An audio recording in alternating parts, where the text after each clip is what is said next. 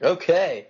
Hello and welcome. We are on Season 2, Episode 5 of the TBD College Football Podcast. Myself, Newbeck.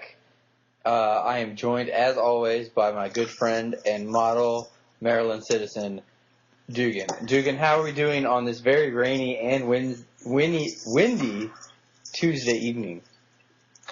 We're doing pretty well, Bradley. Cannot complain. How about yourself? Yeah, I can't complain. You know, week's moving right along. Oh yeah, Hockey's about to start. very true. Other good kickball. Finally got, our first win of the season under That's us. important. So yeah, it is. I ran up the score kind of. I felt bad, but I didn't want to, start having bad habits, like, hey, don't run Fair. so aggressively. You gotta just keep encouraging your players to just keep playing as hard as they can. I don't blame you for that one. The last inning though, I told everybody to scatter. So like you can't play the normal position that you usually play. You got to play a different position. There you go. So we had a girl come up and pitch, and I played in the outfield, and it was good. But that kickball game was not as exciting as this past week 4 of the 17 college football season. A day which didn't have a whole lot on the docket. Turned out to be an actually really fun weekend of college football. So yeah, a fun weekend of games. And we started with the 12 o'clock Florida State game. Talk about, their first week back, since week 1 playing Alabama. And you're at home, I believe, right? They were at home against NC State. And, NC State's a good team, not great. But it is a new quarterback. But they just did not look good. And ended up... No, they also strike me as a team that's going to quit, by the way. For some reason, I feel like they're all going to quit. And they're just not even going to win. They're going to be under 500, I think, which is appalling. But really? I think they're going to... Yeah, I think... I just get a vibe that they're going to quit. I don't know why. Wow. Yeah. That's just how I feel, though. There's no shame in that. Jimbo Fisher's an awesome coach. The ACC is looking not as good as people may have thought going into the season. Everyone was saying, hey, look out for NC State. They're going to be good. Miami's back. North Carolina, Virginia Tech, Clemson, Louisville. And, especially in the ACC this weekend, it didn't look good. But Florida State was picked by a lot of people to go to the playoff this year. Maybe even get a rematch in Atlanta against Alabama for the national championship. And it looks like that is not happening. No. 4 weeks into the season, and they've only played 2 games. They've lost every game. They're winless. They're winless for the year, which is not good. We're starting week 5, and NC State hasn't won a game. I don't think I would have said such things. We shall move on, though. Florida State is done. We can both agree with that. I turned, rolled over.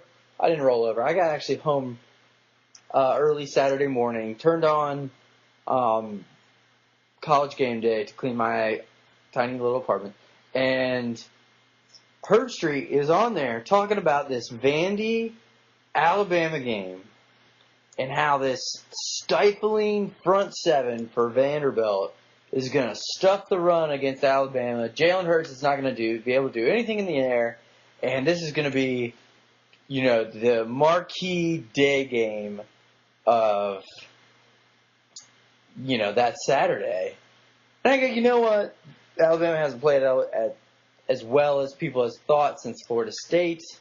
Giving up 21 points, 23 points against Colorado State previous week. Hey, maybe Vandy's got a shot. They're undefeated. And Alabama put an absolute whooping in all aspects of the game. Throwing, running, special teams, defense. It was a real statement to say, hey, Alabama finally looks legit against, obviously, a not-so-great Vanderbilt team away. So, yeah, I knew it was over when I found out on Thursday that the Vanderbilt players, after they won, I forget who they played last week, screaming into the camera that we want Bama. I would said, okay, they just lost. Not the smart. last thing you ever want to do is say that. Yeah. You never want to do that. And I was like, oh, there we go. There's bulletin board. This is going to be bad. They're not going to take the foot off the throat. And welcome to the SEC. You asked for Bama. You got Bama. Yeah, especially with an SEC East team, or SEC East, which Vanderbilt is in, that is almost the laughing stock of college football right now. Minus Georgia. Minus Georgia right now, you're right, but there's just so much sloppiness. But again, a statement win for Alabama. They look to be back on track. We will get to Clemson later. That'll be the last game we cover.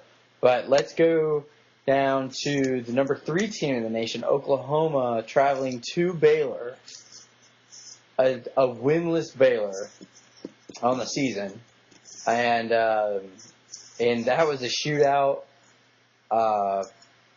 Needless to say, Oklahoma struggled for most of the game and had to win it in the fourth.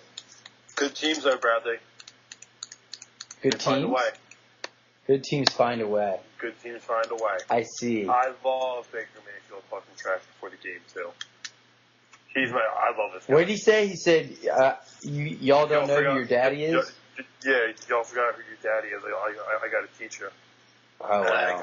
I guess he did. He balled. I guess. I mean, he put up 45 points, right? Yeah.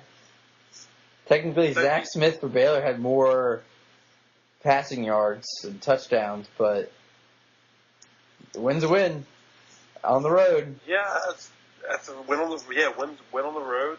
That shouldn't hurt. Is it? Too much. They should be all right. 49-41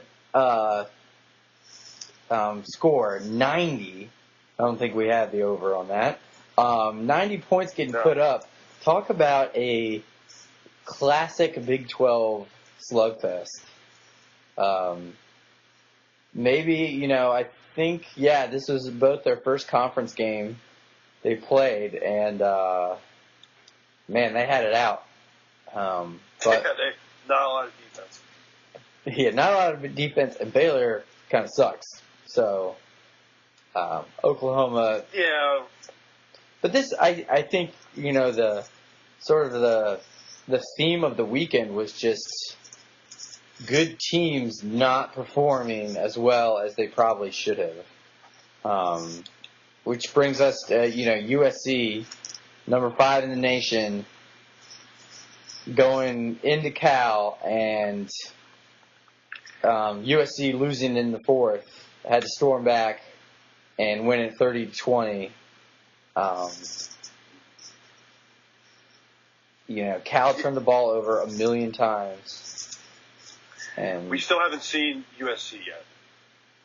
We're still waiting for them. And I think it starts this Friday night at Washington State. That's going to be an all-time game. I think so too. Definitely as we gear up conference play, USC's already, didn't beat the hell out of Stanford, but beat them pretty handily. And Cal was undefeated going into the game, so I mean, maybe that was that was a good team that on the road kind of struggled with, and everyone's going to have those in conference games. It'll definitely be interesting. I'm a huge Mike Leach guy, so it'll be. I don't know if they've got this kind of aerial attack in this USC defense, so it'll be interesting to see how they game plan. I agree. Which brings us to another team that kind of struggled this weekend in the Big Ten.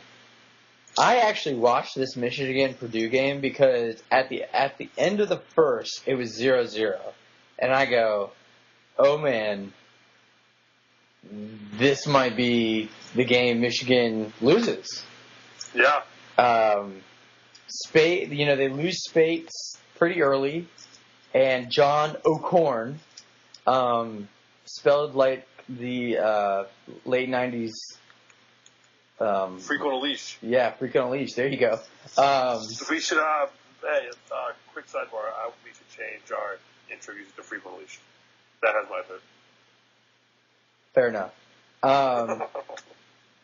And Purdue is winning at halftime against, supposed to be a good Michigan team. And, obviously the final score is 28-10, but let's face it was not a good game by Michigan, to say the least.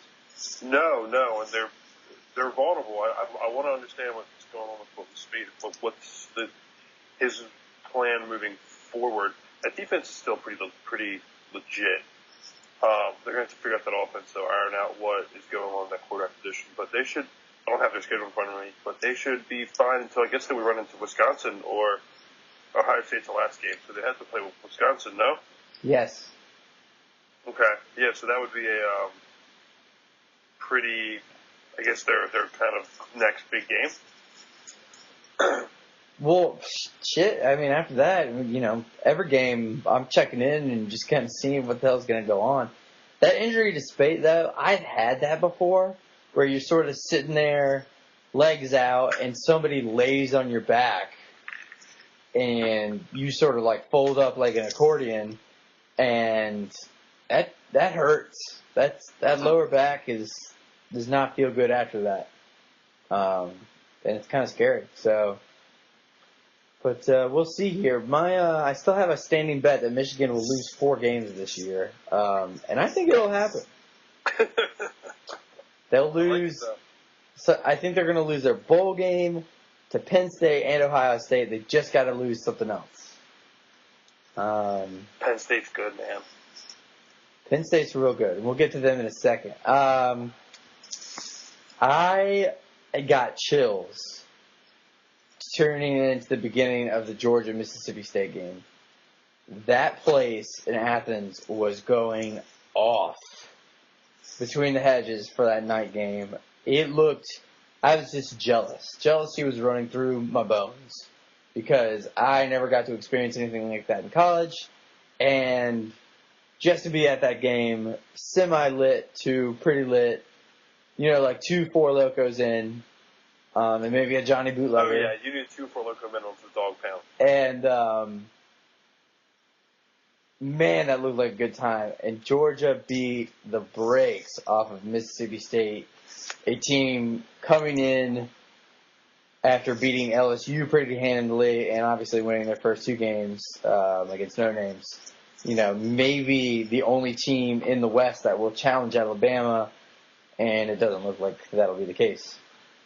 Yeah, that's going to be penciled in for the SEC championship, right? And that was a point I was getting to, is that we may have an SEC championship that's actually like decent for the first time in, since I can remember. Yeah, it's not just going to be Florida's defense versus all of Alabama. There's actually going to be 2 sides of the ball of a team that can run the ball pretty efficiently and a team that can stop the run very well. No, I mean, a defense that looks pretty stout. Obviously, Kirby Smart, ex-defensive coordinator for Alabama, running the ship. And I'm glad, in his second year, he's, turned things around. Nick Chubb going under the radar, obviously Barkley being the standout back for college football right now, but Nick Chubb has not had a bad game so far this season, and Has not. we'll likely see him improving. Any other real notable games that we want to touch base on? TCU Oklahoma State. That's right. Those are on my docket to kind of touch base. Yeah, that's my. Yeah, Oklahoma State's done, Dugan. No. They're not done. At home. What if? No. Okay. What if they beat undefeated Oklahoma in Bedlam? Yeah, you're right. You're right. Every team is afforded one loss. I like this TCU team though. That's under the radar. No one's really talking about them. They just made Mason Rudolph not look good until the second half, where it was kind of game was out of reach for some of it, and then it wasn't. But if you watch the game, they ran this wide receiver pass. They were down like 14 points. They were driving. There was time left to score, and you could even kick it deep with your timeouts. And they're on like the 10-yard line. First and goal, or like second goal or something. Like, let me sort of throw the ball. They threw a screen to the wide receiver, who then threw a pass right to the safety. It was like the worst play I've ever seen. Ridiculous, really. But a decent game nonetheless. And I mean, I think this is the start of something pretty big for Oklahoma State. I think they'll be around for a couple years. TCU, though, this feels like a TCU win, and then next week they're going to play Akron and lose. So did you just call it Akron? Yeah. Wow. I like it. Fuck LeBron. Yeah, dude, I really hate LeBron. Maybe sometime for another podcast. Penn State, Iowa. I turned this game off. Bradley. In the third. Oh, Bradley. In the third. When they were up, what was it, 15-7? I go, you know what? Iowa gave them a pretty good punch to the mouth. They were leading at halftime. But I was like, you know what? Penn State's just going to run away with it. Just like everybody else did, just tricking me and watching these stupid games. I'm just kidding. And I got a text message like, hey, is anybody watching this Penn State game? And I was like, yeah, dude, it's over. He goes, dude, Penn State's down. And I was like, whoa. And I turned back and I caught like the last three plays. And Trace McSorley threw that ball into the tightest window. Yep. There were so many players. I mean, there were probably 6 or 7 players crossing the end zone at the same time of the ball path that I don't know how this ball is not tipped. No, I think it hit the dude's fingernail. What a play.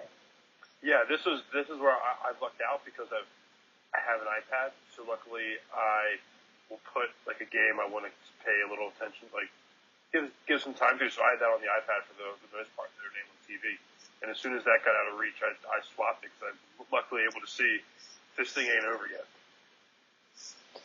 Yeah, and Iowa, that team that just never goes away. That was such an Iowa thing, though. Oh, I know. It just screamed Iowa, and I was sort of waiting for somebody to be like, "Oh, Iowa's back." This is Iowa's year again.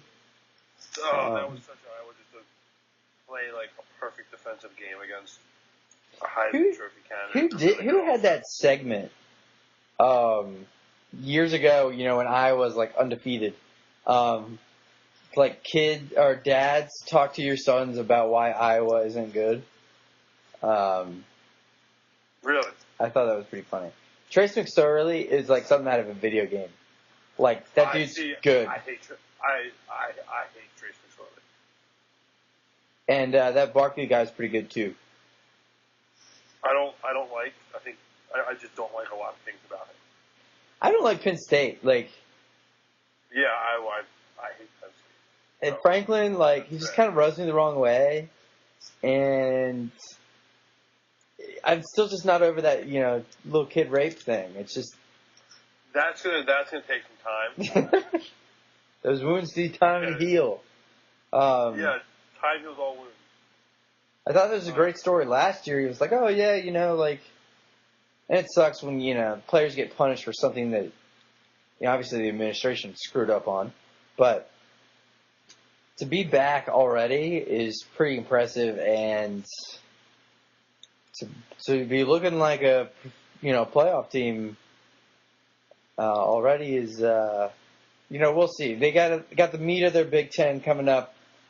They got to play Ohio State. They got to play Michigan. They got to play a conference championship game. So we'll see. We'll see on Penn State, but right now they're looking really good. Oh, yeah. Which brings us to our last game that we are covering from Week 4. And something that makes you mad about this team and something that makes me mad about this team. But the Clemson-Boston College game. Day game. Boston College is traveling to Death Valley Light, Clemson. And Clemson goes into the locker room at halftime up 7-0. They had him, yeah. Boston College at the end of the points is looking fantastic. Boston College in the third, at the end of the third, is tied 7-7. And Clemson just scores. They had that one play. It was like 3rd and long on their 30. Throws this deep ball. Receiver goes up and makes a ridiculous catch in coverage, for a 50-yard gain. After that, game done. Clemson puts up 27 points in the fourth. And they do what you hate the most. Your number one pet peeve in life. They storm the field. During a day game. At home. Yeah. Against Boston College. I get it's like their thing. Like, I know for, like, a lot of the big games, they do that. But, like, at what point does it just lose its, like, lust? Like, if I'm going to a Clemson-Boston College game and I'm just sweating through the whole game as a Clemson fan, I'm not storming the freaking field. I'm, like, getting in my car as quickly as I can and drive away and forget about the game, It was bad. Like, that's a bad game. Bad. Kelly Bryant threw 2 picks, 140 yards. Clemson's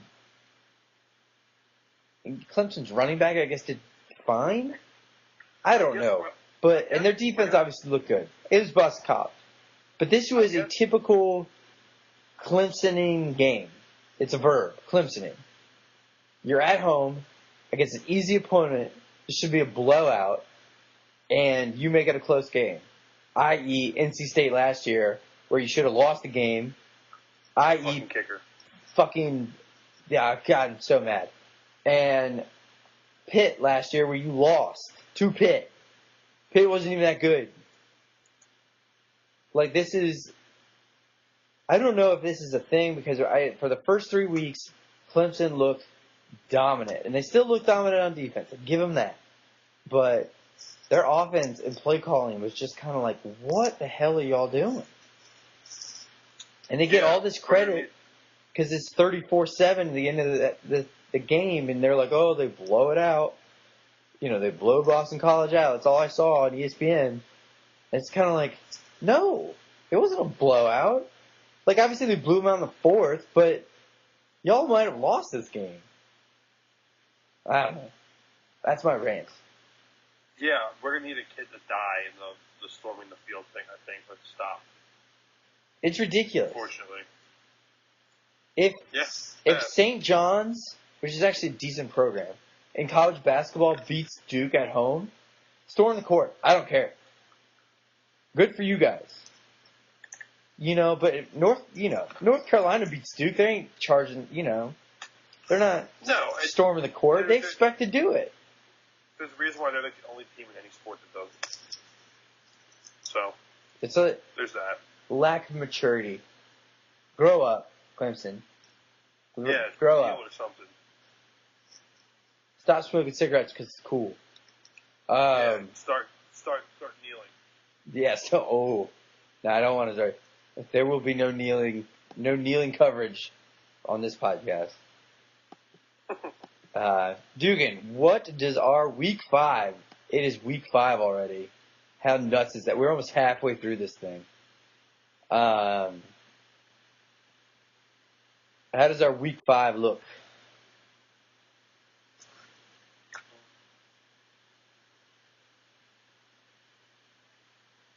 So the first game is Friday night special.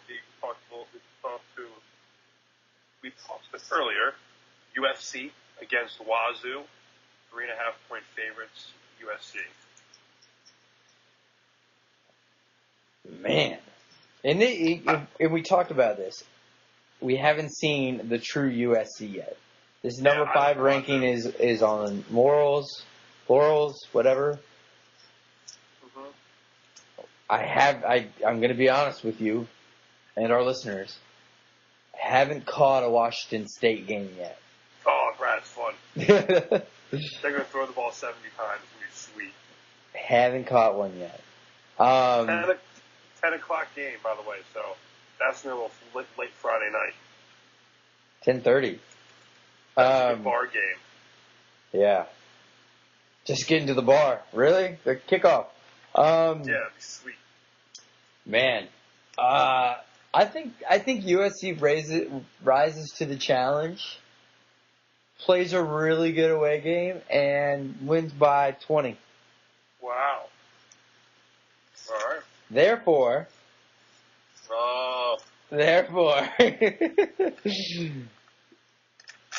give me the points. Wazoo, all right, 3.5. Gotcha. Mississippi State going to Auburn. Wait, what are you taking? I took the Wazoo. Okay, there we go. Mississippi State. Mark Leach, big Mike Leach, sorry. Mike Leach, Texas Tech. Shoving kids with concussions in the lockers. All for that. Oh my gosh. Mississippi State going to Auburn. Man, I don't know any more about Mississippi State. And I don't know about Auburn. No. Auburn's favored by 9 points, am I correct? I got 10, but yeah, 9, 10. Man. Well, we'll go with 10.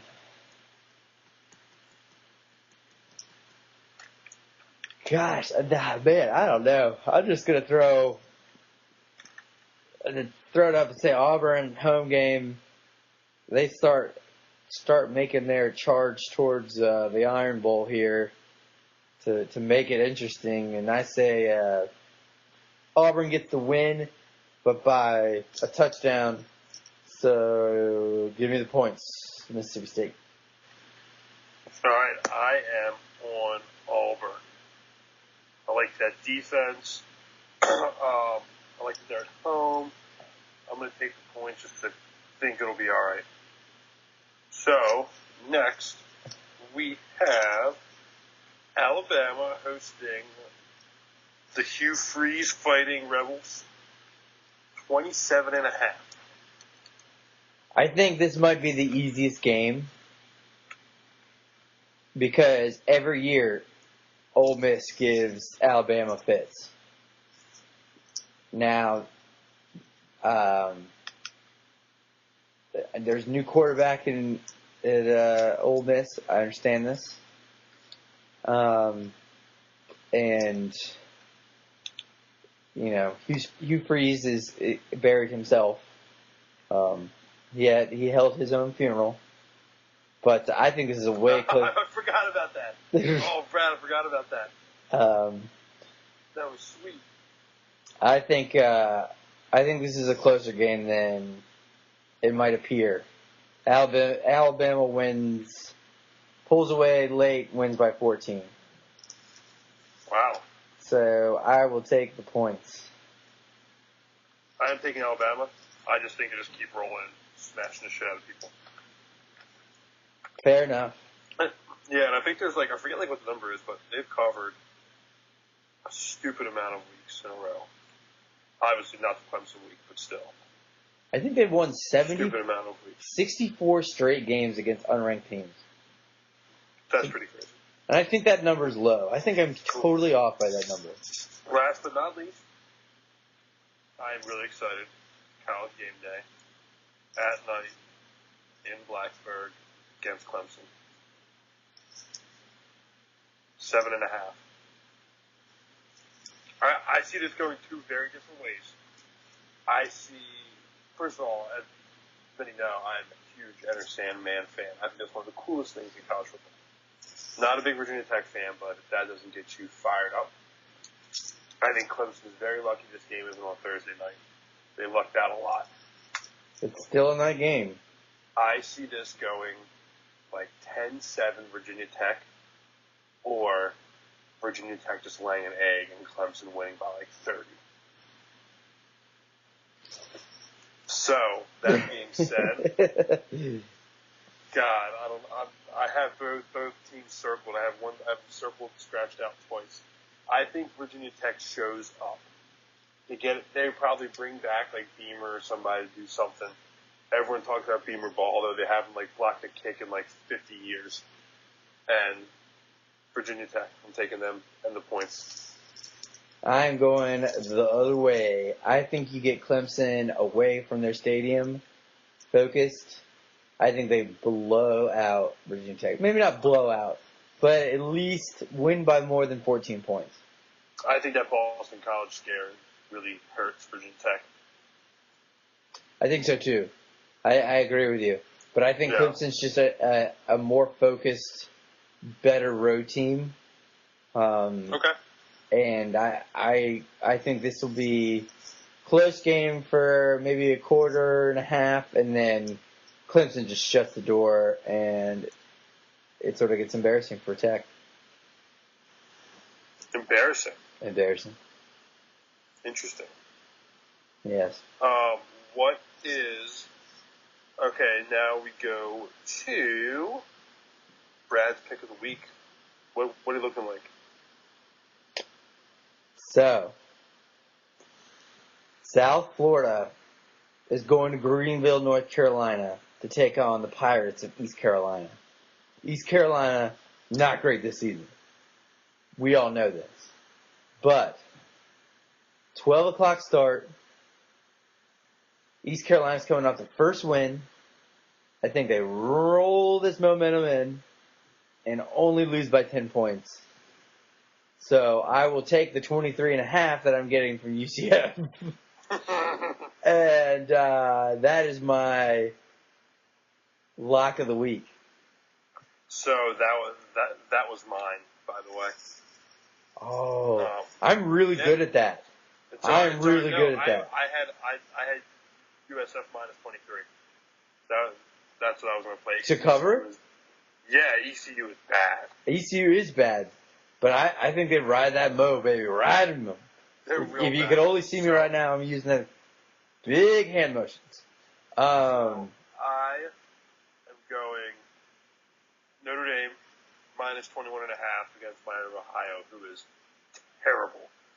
And I would normally go the other way around, but I feel like this is a little different season. Normally you see the Notre Dame kind of doesn't play up to the most potential against these really bad teams. But they've seemed to kind of beat the shit out of some teams they've been playing who are the lesser opponents. So I'm going to ride it, take them 21.5. I like it. I like it. Brad, just to verify, you took ECU, right? Yeah. Okay, just double checking. And the points. Oh, yeah. Georgia, Tennessee. I think a better game than most people would think. If Butch loses this, Dugan, is he still the coach this time next week? Yeah, I'm not a huge mid-season fire guy. Oh, I'm not asking if you are. I'm asking if Butch is still around. Maybe. Let me take a look at. Hold on 1 second. He's 3-1 right now, with a bad loss to Florida. Yeah, it's a bad loss. I mean, they lose to Georgia. I think the worst thing you can do is fire him before you play Alabama. Give him a chance to redeem himself against Alabama and then get smoked by Alabama and then... Well, just have your team in disarray before you play Alabama is probably not the best way to go in an Alabama game. Georgia, but no, I mean, no to answer your original question. All right, fair enough. If Notre Dame loses, is Brian around come Tuesday? Yeah, they just beat the shit out of Michigan State. Michigan State sucks. They were a 2-0 team with a heralded defense, everyone was saying. And they're going to beat the shit out of them. They're ranked 22 in the AP. All right. I don't think so. I mean, I'm really excited because I think in 2 weeks they play USC, which will be a wild game. I think it will be a wild game, but Notre Dame, I mean, Brian has already lost media. Somewhat. They don't like him anymore. I tell you, though, he's done well this season. He's not calling the plays, which gives him a little bit more time to take over, like, personnel and whatnot. And he was even saying it over the past 3 or 4 years, he's kind of lost touch with the defense. So now he's actually sitting on defensive meetings, special teams meetings, and kind of getting everything all together. So I think it's actually been a benefit of him not calling plays because actually he can work more with the team. And, like, first time ever I saw him celebrating in the win after the game last week. He was singing one of those rap songs. I don't know who it was. Kendrick Lamar. Okay. I don't know. Maybe Post Malone.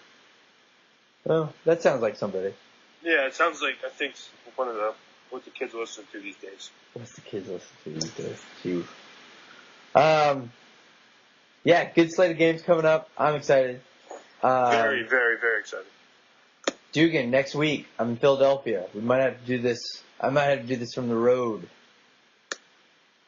Oh, first away game. Yeah.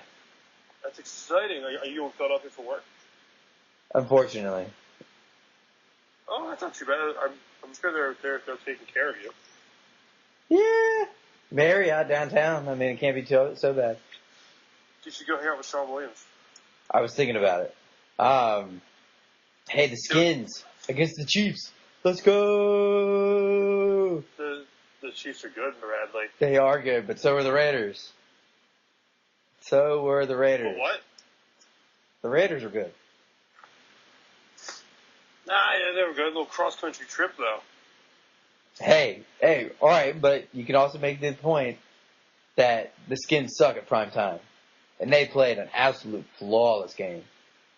Flawless. Uh-oh. I feel Brad's No. Skins fever. No. I know a 500 team when I see one. Who knows? Right. Who knows? But until next time, we'll figure out the logistics, and yeah, we might be doing this from the road. I'm all in for it. Come next Tuesday. Until then, Dugan, be safe.